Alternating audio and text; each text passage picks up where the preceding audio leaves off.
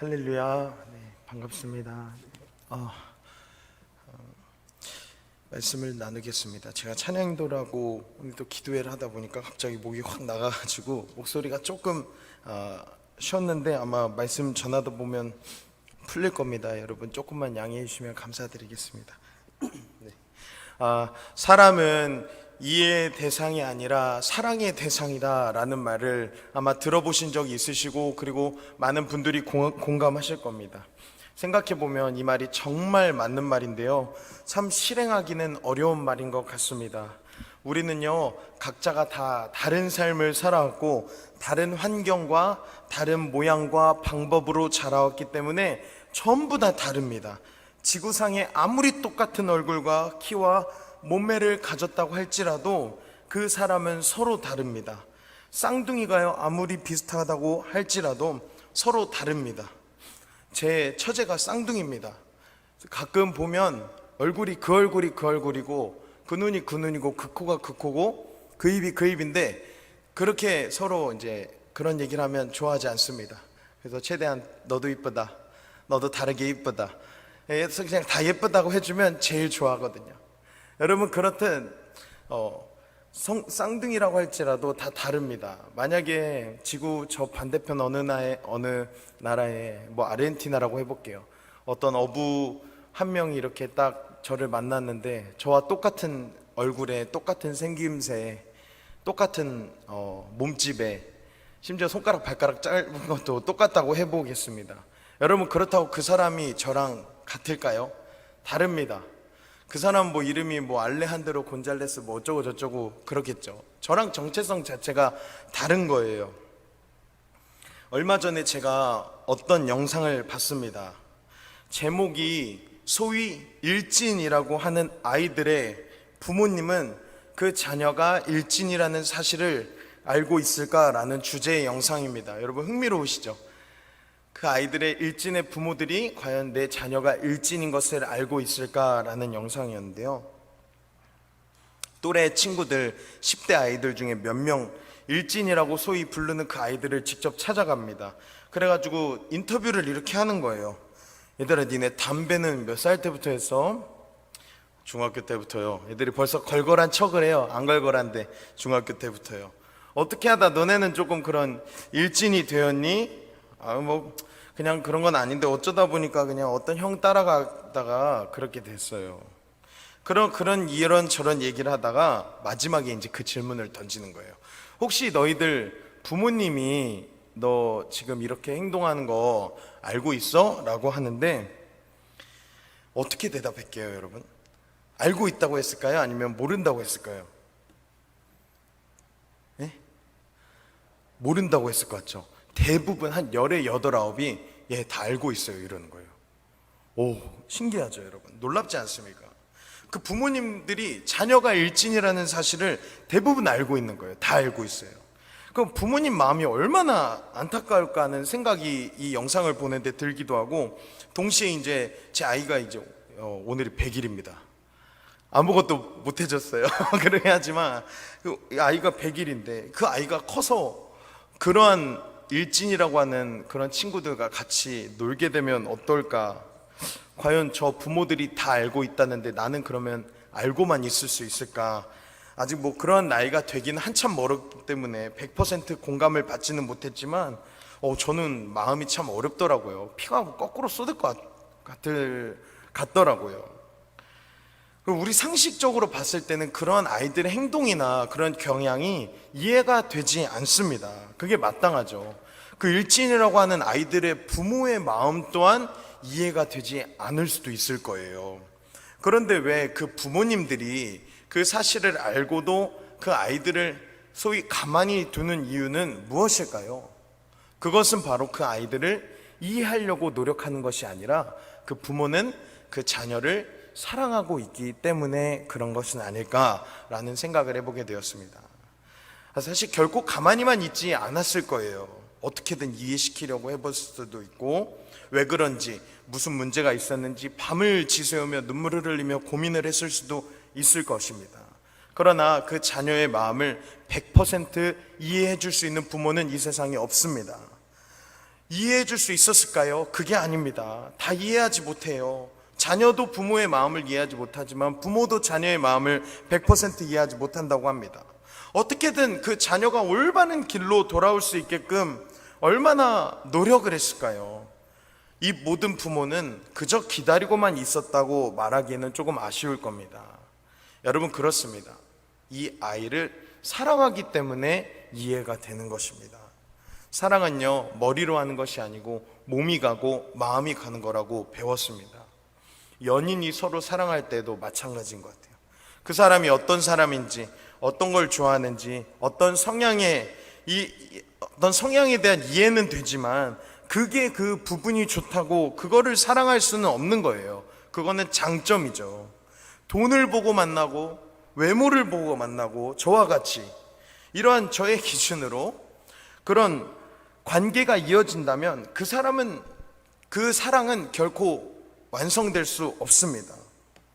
결국 그 사랑이 계속해서 그 관계가 이어진다면 결국은 그 돈을 좋아하는 자기 자신을 더 사랑하는 거겠죠.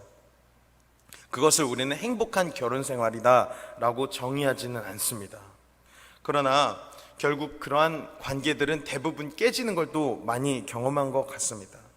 이처럼 누군가를 진짜 사랑한다라고 말할 수 있는 것은 머리와 생각으로 이해하는 것이 아니라 몸과 마음이 향하게 되는 것 같습니다. 여러분, 이 사랑을 경험해 보셨습니까? 너무 오래되셨나요? 오늘도 이 사랑을 경험하시기를 간절히 소망합니다. 오늘 우리가 읽은 본문에는요, 한 귀한 여인의 모습이 나옵니다. 마태복음과 마가복음 그리고 요한복음에는 이 향유를 부은 여인의 내용은 마치 나사로와 마르다의 동생 마리아를 조금 이야기하는데요. 요한복음에서는 아예 마리아라고 언급을 하고요. 마태복음, 마가복음에는 한 여인이라고 나오는데 그때가 예수님은 예루살렘 입성하시기 직전 사건임을 우린 성경을 읽으면서 유추할 수 있거든요. 그런데 오늘 우리가 읽은 누가복음 7장은 그 여인이 나왔던 배경은 아직 예수님께서 예루살렘에 입성하기는 훨씬 전의 사건입니다. 이제 막 사역을 시작한 지 얼마 안 됐을 그때거든요. 어쩌면 예수님께 향유를 부었던 여인은 2명일 수도 있습니다. 그래서 아까 마태, 마가, 요한복음에 나온 여인은 그 나사로와 마르다의 동생 마리아로 이야기를 하지만 이 누가복음에 나온 여인은 그 다음 이제 8장에 또 막달라 마리아의 이야기가 나오거든요. 그래서 막달라 마리아가 아닐까 하는 학자들의 추측이 있습니다. 그리고 결론적으로는 이 마태, 마가, 요한복음에 나온 향유를 부은 여인은 베다니 나병 환자 시몬의 집에 거하셨을 때 일어났던 일이고, 오늘 이 장소는 한 바리새인의 집에 가서 식사하실 때 일어난 것이라는 것을 통해 두 여인이 다른 사람이구나라는 것을 우린 좀 짐작해 볼 수 있을 것 같습니다. 그런데 사실 이스라엘 백성의 기준으로는 도무지 이해할 수 없는 행동이 나타나고 있는 거예요. 이스라엘 백성의 이해의 기준이 무엇이었을까요? 그것은 바로 율법이었습니다. 그렇기 때문에 율법에 위배가 되는 행동을 했다. 그럼 그 사람은 당연히 벌을 받게 되고, 심하면 돌에 맞아 죽임을 당해서 돌무더기가 돼서 인생을 끝내버리는 게 일반이었습니다. 사회의 규범이었습니다. 그렇습니다. 이스라엘 백성의 이해의 기준은 곧 율법이었습니다. 하나님이 율법을 주셨다고 말하지만 실상 거기에 살을 붙이는 거예요. 이 내용도 추가하고 저 내용도 추가하고, 안식일날 지팡이를 짚던 노인이 지팡이를 떨어뜨렸어요. 허리를 몇십 도 이상 굽으면 율법을 위배한 거거든요. 그럼 그 할아버지가 만약에 길을 가다가 지팡이를 모르고 돌뿌리에 걸려가지고 툭 떨어뜨렸는데 그 할아버지는 어떻게 해요? 만약에 이거를 줍잖아요. 그럼 그거는 율법의 위배가 되는데, 이런 조금은 까다롭고 소위 말도 안 되는 그런 율법이 이것저것 붙어서 만들어낸 그런 그들의 이해의 방법이 바로 율법이었습니다. 그런데요, 오늘 이 말씀에 나온 이 여인의 모습은 완벽하게 그 이스라엘 이해의 기준을 깨버리는 비상식적인 행동을 하고 있습니다. 오늘 말씀의 내용을 여러분들 잘 알고 계실 거예요. 오늘 우리가 함께 읽은 말씀 중에 37절, 38절을 함께 읽어보겠습니다. 시작. 그 동네에 죄를 지은 한 여자가 있어. 예수께서 바리새인의 집에 앉아 계심을 알고 향유 담은 옥합을 가지고 와서 예수의 뒤로 그 발 곁에 서서 울며 눈물로 그 발을 적시고 자기 머리털로 닦고 그 발에 입 맞추고 향유를 부으니. 아멘. 아마 여러분 이 내용 아시죠? 그러면 우리는 이 대부분 이 옥합을 깨는 여인의 모습을 머릿속으로나 혹은 그림으로 상상해 보면 거의 다 비슷할 거예요. 그 여자가 막 경건하게 벌써 막 BGM이 깔리는 거예요. 주발 앞에 무릎 꿇고 하면 벌써 마음이 막 겸손해지고 막 눈물이 날 것 같고 싱그럽게 눈물이 막 날 것 같고 막 엄청난 양의 향유 옥합을 막 깨트리는 거예요. 그냥 깨트리는 거 아니에요. 막 그 순간은 느리게 보이죠. 벌써 하면 막 향 가득하고 그러면서 막 그거를 바르고 막 여자가 제가 머리가 길지 않아서 그 감히 유추는 못하는데 아마 머리를 이렇게 뒤집어 가지고 막 이렇게 하고 막 어떻게 했겠죠. 그게 잘 저는 이미지가 그려지진 않는데 막 발로 그 머리털을 막 참 대단하신 것 같습니다. 어쨌든 그걸 막 발라서 막 그걸로 예수님의 발을 씻고 그런 모습을 보면 우리가 생각해 봤을 때 그 여인의 모습은 막 굉장히 고귀해 보이고 막 귀하고 막 어쩜 저 여인의 어떤 이 헌신과 이런 이 모습이 얼마나 막 아름다워 보이는가 이런 생각을 할 거예요. 그러나 그 당시 유대인들의 이해의 기준을 살펴보십시오. 그러면요 정말 더러운 행동이에요. 사실은 한마디로 무슨 말이냐, 유대인들의 기준에 보면 여자가 향유 옥합을 갖고 있다라는 것은 결혼을 위한 혼수를 준비하고 있는 거예요. 예품을 준비하고 있는 것입니다. 게다가 당시 여자는 남자가 있는 곳에, 그것도 함께 있는 곳이 굉장히 엄격한 시대였습니다. 그것은 지금 중동의 문화도 좀 연결이 되는데요, 지금도 여인이 남편과 겸상하지 못하는 그런 사회 문화가 있는 곳도 있고요, 심지어 아직도 우리가 간간히 보시죠, 땡볕이 내리쬐는 오늘과 같은 날에도 이 중동 지역의 여인들은 머리에 차도르를 쓰고 절대 벗지 않는 것을 아마 보셨을 겁니다. 그렇죠. 눈을 제외한 모든 곳을 다 가리는 것이 그들의 법칙입니다. 그게 바로 그들의 원칙이에요. 이해의 기준입니다. 당시 사회도 마찬가지였죠. 더 엄격했을 겁니다. 그렇기 때문에 이 여자가 자기 남편이 아닌 타인에게, 다른 남자에게 향유 옥합을 붓는다. 그리고 머리를 감히 풀어 헤쳐서 이 자기 얼굴을 다 드러내고 머리를 이렇게 다 풀어 헤쳐서 그 머리로 발을 씻겨준다 라고 하는 것은, 여러분 이렇게 말하면 좀 이해가 되실 거예요. 창녀들이 하는 행동이었고 조금 남자들을 유혹하는데 그냥 유혹하는 게 아니라 이렇게 가슴을 이렇게 풀어 헤치고 유혹하는 그런 것과 비슷한 정도라고 했습니다. 여러분 얼마나 이게 대단한 그 일인지 이제 이해가 되시죠? 우리는 그렇게 됐을 때 상식적으로 이 여인의 행동은 이해가 되지 않는 거예요. 심지어 그 장소가 어디였는 줄 아십니까? 7장 36절 한번 읽어보겠습니다. 시작. 한 바리새인이 예수께 자기와 함께 잡수시기를 청하니 이에 바리새인의 집에 들어가 앉으셨을 때에, 다름 아닌 바리새인의 집이었어요. 이해의 기준, 율법으로 가득한 삶을 살아가는 인생의 집에 예수님이 계셨을 때 이 여자는 정반대 행동을 해버리는 거예요. 예를 들어서 우리 거룩한 우리 교회 예배당에서 물론 먹는 것도 잘 금기시 되고 그럴 수도 있지만 함께 모여 있는데 어떤 한 여자나 남자가 자기 옷을 다 벗고 노출을 하고 그러고 달려가서 목사님한테 가가지고 옆에 앉은 걸 여러분 보셨다고 생각해 보십시오. 여러분 어떻게 될 것 같습니까? 저는요 그냥 표현이 좀 그렇지만 얼른 입 틀어 막고 몸 뒤집어서 밖에다 집어 이렇게 모시고 갈 것 같습니다. 여러분 이게 당연한 우리들의 상식입니다. 그렇죠. 오늘 거기에 버금가는 행동을 이 여자가 하고 있는 거예요. 여러분 그리고 그 바리새인의 집에 예수님 가셨을 때 예수님과 바리새인 두 명만 있었겠습니까? 예수님 다니신 곳에 항상 무리가 있었습니다. 게다가 바리새인의 집에 가셨다라고 했다는 것은 그 당시에 모였던 그들의 무리, 바리새인들, 또 다른 바리새인들, 그리고 서기관들, 또 사두개인들, 이러한 어떤 이스라엘 사람들에게 존경받는 사람들이 모여 있을 수 있는 가능성도 있습니다.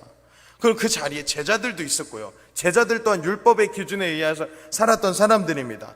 그러면 그 장면을 보면요, 저는 제가 만약에 그 사람이었으면 돌부터 집었을 거예요.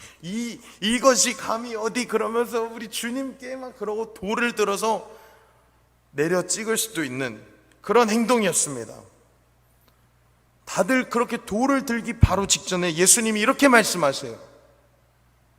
베드로야, 빚을 진 사람이 있는데 500데나리온을 빚진 사람과 50데나리온 빚진 사람이 있는데 그 두 명을 다 용서해 줬다.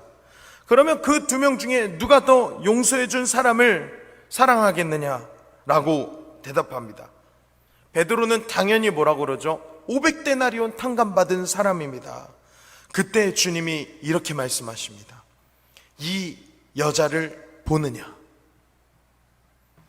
너는 내가 들어올 때 발 씻을 물도 주지 않았다. 그러나 이 여인은 내 발에 입을 맞추고 향유를 부었다. 여러분, 이게 베드로를 향한 예수님의 말씀이었을까요? 사실은 이 바리새인을 향한 예수님의 말씀이셨던 거예요. 이 여인을 보느냐? 베드로를 향해 예수님 말씀하신 것을 넘어서 그 자리에 있던 그 바리새인, 예수님을 초청했던 바리새인, 그리고 제자들, 또한 예수님을 따라갔던 무리들에게 말씀하시는 거예요. 여러분, 이 여인이 막 대단한 행동을 해서 예수님께서 이 여자를 보느냐 이랬었을까요? 향유값 깨고 그저 돌 맞아서 죽을 위기에 처해 있던, 그럼에도 불구하고 굴하지 않고 그 행동을 한 것, 그 여인의 행위를 이해하셔서 이 여자를 보느냐라고 말씀하셨을까요? 그게 아닌 것입니다. 주님은 그 여인의 마음, 죄인이었던 자신의 인생도 구원받고 싶어요 라고 말하고 하는 그 여인의 마음, 그 당시 예수님께서 율법의 기준으로 그 여자에게 접근하셨다면요, 예수님께서 가장 먼저 돌을 드셔서 어이구 이것이 어디 감이서 그러고 바로 퍽 끝. 그러면 거기 있는 바리새인과 그 사람들이 모두 옳습니다, 마땅합니다, 박수를 쳤겠죠. 그러나 주님은 그렇게 하지 않으셨습니다. 상식 밖의 행동, 이해로서는 도저히 할 수 없는 그런 내용, 여자가 가슴을 풀어헤치고 남자를 유혹하는 듯한 뉘앙스가 담겨있는 그 모습이라고 할지라도 주님은 그 여인의 행위가 아닌 그 여인의 마음, 본질을 이해하신 것입니다. 그리고 그 인생을 사랑하셨어요. 그리고 그 인생을 향한 아버지의 마음으로 그녀를 받아주셨습니다. 여러분, 우리들의 인생도 마찬가지 아닌가요? 우리 말씀을 들으면 이 여인의 행위와 이 여인의 율법을 범한 그 기준을 떠올리면요, 우리도 화가 치밀어 오른 사람이 있을 거예요. 감히 어디서? 아니, 이 여자가 했던 행동이 이렇게 악한 거였어? 더러운 거였어? 우린 이렇게 생각할 수 있습니다. 우리도 모르게 그녀를 향한 정죄의 손가락을 펼쳐낼 수 있습니다. 그러나 가만히 그 손가락을 다시 나를 향해 비춰보면 우리들의 인생 또한 주님 앞에 이러한 모습이 되어야 하지 않을까라는 생각을 해보게 됩니다. 그 누가 예수 그리스도의 사랑이 없이 이 자리에 올 수 있었습니까? 그 누가 예수님의 사랑 없이 지금 이 순간도 한 줌의 호흡을 내쉬며 살아갈 수 있겠습니까? 그 누가 예수 그리스도의 사랑 없이 지금 이 자리로 걸어오실 수 있었겠습니까? 저도 마찬가지예요. 제 삶은 주님께서 이해하기는 너무 어려운 삶인 것 같아요. 이해할 수 없는 삶인 것 같습니다. 너무나 큰 죄인이에요. 하나님 보시기에는 진짜 부끄러운 삶을 살거든요. 저는 참 연약합니다. 어떠한 불리한 순간이 오면 잘못했음을 인정하고 고개를 숙이는 것보다 때로는 나를 포장하고 변명하고 사소한 부분에까지 전혀 나는 그렇지 않은 척하는 그런 이중적인 모습을 드러나는 것을 제 자신이 느낄 때가 참 많습니다. 여러분, 그런 제가 어떻게 이 자리에 서서 말씀을 나눌 수 있었을까요? 제가 무슨 어떤 능력이 있고 무슨 제가 어떤 기가 막힌 은사가 있고 제가 어떤 이해의 대상이 돼서 지금 여러분과 말씀을 나누는 것이 아닙니다. 저는요, 이해의 대상은 되지 못해도 주님의 사랑이 대상이 되고 싶습니다. 그렇게 되고 있습니다. 여러분들도 마찬가지입니다. 여러분, 예수 그리스도의 이해의 대상이 아니라 그것을 뛰어넘은 여러분은 주님의 사랑의 대상이십니다. 여러분이 어떠한 모습을 갖고 있든, 어떠한 삶을 살아오셨든, 어떠한 행동을 하셨든요, 주님은 여러분 이해하는 것이 아니라 여러분을 사랑하시는 분이십니다. 우리 주님은 아무 말도 하지 않으시고 아무 이야기 하지 않으시고 그 여인을 받아주셨습니다. 오히려 그 사람들에게 이렇게 말씀하시는 거예요. 이 여인을 보느냐. 주님은 아무 이야기도 하지 않으시고 그녀를 받아주시고 아무 이야기도 하지 않으시고 십자가에 달려 죽으셨습니다. 아무 책망도 없이 우리와 같은 인생을 안아주시고요, 아무런 그런 말씀도 없이 우리를 용서해 주십니다. 바로 그것이 우리 주님의 신실하신 사랑입니다. 저는 요즘에 아이들과 함께 지저스 홀릭, 예수 중독이라고 하는 슬로건을 걸고요, 우리 하반기의 목표는 이거다, 우리 이 목표를 향해 달려가자, 그러고 으쌰으쌰 지금 7월부터 시작했으니까요, 2주 절반 정도, 보름 정도 지난 삶을 살아가고 있습니다. 여러분, 지저스 홀릭의 핵심은 다른 것이 아닙니다. 요즘 아이들은 굉장한 미디어 중독이 강해요. 여러분들이 어떻게 생각하시는지 모르겠지만 어르신들도 미디어 중독이 점점 많아지는 거 알고 있습니까? 하루 종일 보면요, 제가 지하철을 타면 참 웃긴 일이 많습니다. 꼭 저쪽에서 뾰로롱 뿅뿅뿅뿅뿅 소리가 들려요. 뭐냐면 맨날 저기 그 할머니 할아버지들이 그 유튜브로 그 트로트를 이렇게 많이 들으시는 거예요. 그러면 그냥 하루 한 곡 두 곡 듣고 끝나는 게 아니에요. 서울에서부터 인천까지 거의 1시간 걸리는데 계속 들으세요. 제 옆에 양옆에 앉은 사람들도 다 핸드폰하고. 여러분, 정말로 하루에, 어른들도 그런데 아이들은 어떤 줄 아십니까? 평균의 기본 유튜브 보는 시간이 몇 시간인 줄 아세요? 한 2시간일까요? 아닙니다. 4시간 이상입니다. 4시간에서 6시간 사이라고 하더라고요. 아무리 공부하는 고3 아이들도요, 하루에 평균 몇 시간은 유튜브를 봐요. 이 정도로 미디어에 쉽게 노출되고, 그리고 미디어가 얼마나 무서운지 저는 미디어 끊기를 요즘 연습하고 있어요. 뭐냐면 하루에 20분 이상 미디어를 안 보는 거예요. 지난달에는 30분 이상 안 보는 거였는데 한 달에 8번 성공했어요. 근데 이번 달에는 20분 이상 안 보기를 했는데 여태까지 4번밖에 성공을 못했습니다. 왜냐면 저는 어떠한 스타일이냐면 너무 좋아하니까 하나를 보잖아요. 그 밑에 있는 알고리즘이라고 하거든요.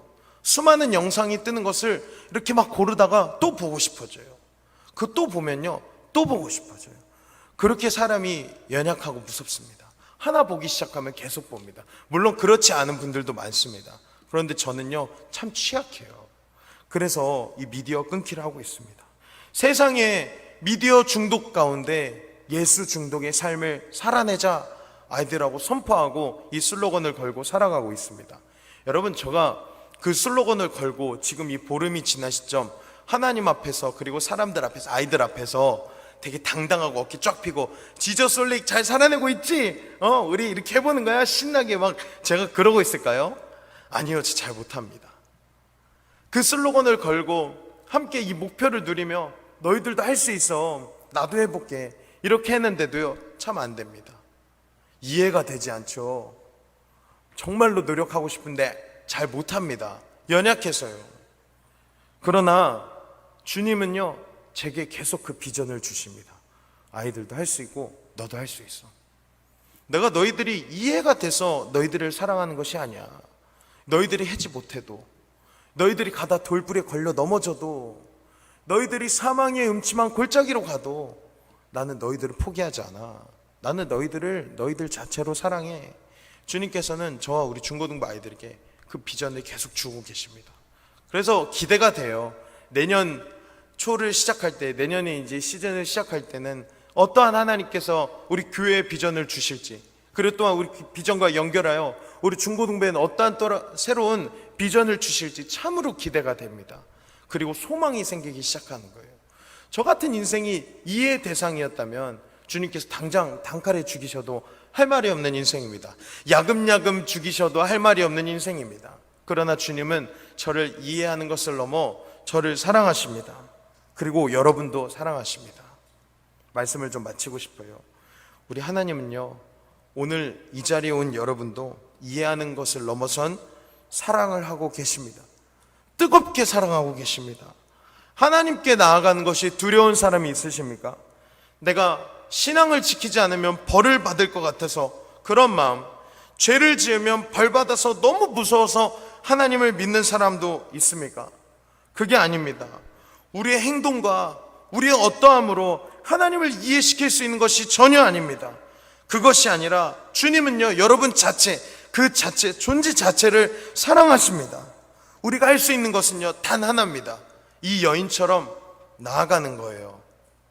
가슴을 풀어헤친다는 음란한 모습으로 다가간다고 할지라도, 향유 옥합을 깨버린다는 사람들이 손가락질하는 안타까움 속에 있을지라도 우리 주님은요, 우리 자체를 사랑하시기 때문에 다 받아주시는 겁니다. 우리의 모습과 행동이 어떠함에도 불구하고 주님은 여러분을 선택하셨습니다. 오늘 이 여인처럼 저와 여러분이 하나님께 나아가시기를 간절히 소망합니다. 세상의 이해와 기준을 상관하지 마십시오. 주님은 우리를 있는 모습 그대로 사랑하십니다. 오늘 그 사랑을 이 밤에 간절히 누리기를 소망합니다. 그 사랑에 잠겨서 그 향내가 그 바리새인 집에 가득했을 때 주님 이렇게 말씀하셨습니다. 이 여자를 보느냐? 오늘 주님이 우리에게 말씀하실 겁니다. 이 사랑하는 내 아들, 내 딸을 보느냐? 여러분, 우리 주님께 이렇게 나아가지 않으시겠습니까? 우리 시간 함께 찬양하기를 소망합니다.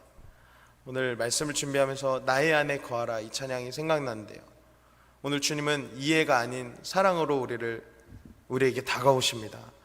그 사랑 안에 저와 여러분이 거하기를 간절히 소망합니다. 이 여인처럼 보잘것없는 인생이라 할지라도, 세상 끝에 거하는 절망 속의 인생이라 할지라도 주님께 나아가십시오. 주님께서 여러분 오늘 그 사랑 안으로 인도하실 줄로 믿습니다. 우리 시간 같이 함께 찬양하며 나아가겠습니다.